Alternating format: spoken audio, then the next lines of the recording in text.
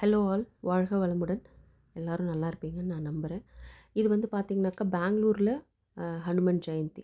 Tamil கேலண்டருக்கும் Kannada கேலண்டருக்கும் 15 days gap இருக்குது.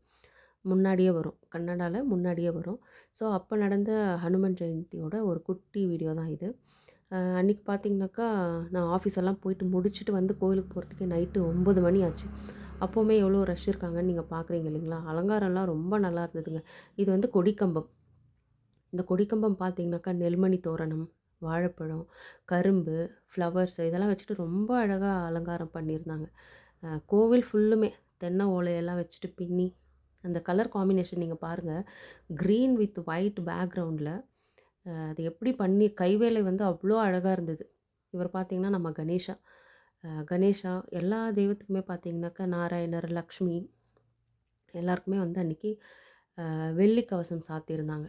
அந்த வெள்ளி கவசத்துக்கும் பேக்ரவுண்டில் அந்த yellow with purple, lavender colour, white colour இந்த மாதிரி டிஃப்ரெண்ட் கலர்ஸில் வந்து அந்த பூக்கள் ஃப்ளார்ஸை பார்க்கும்போது ஒரு மாதிரி ரொம்ப பீஸ்ஃபுல்லாக இருந்ததுங்க.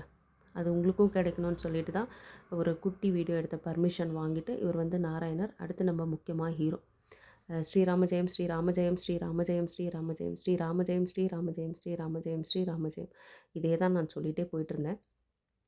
பாருங்கள் எப்படி இருக்குது பாருங்கள். எதுவுமே பேசவே தோண மாட்டேங்குது இவரை பார்த்தாக்கா.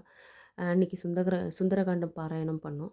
அதுக்கப்புறம் ஒரு சின்னதாக ஒரு கிளிம்ஸ். இவங்க வந்து நவகிரகங்கள் பின்னாடியே இருக்காங்க. இவங்க வந்து நாகர்கள். இவங்களுக்குமே ரொம்ப அழகாக அலங்காரம் பண்ணியிருந்தாங்க. ஸ்ரீராமஜெயம் ஸ்ரீ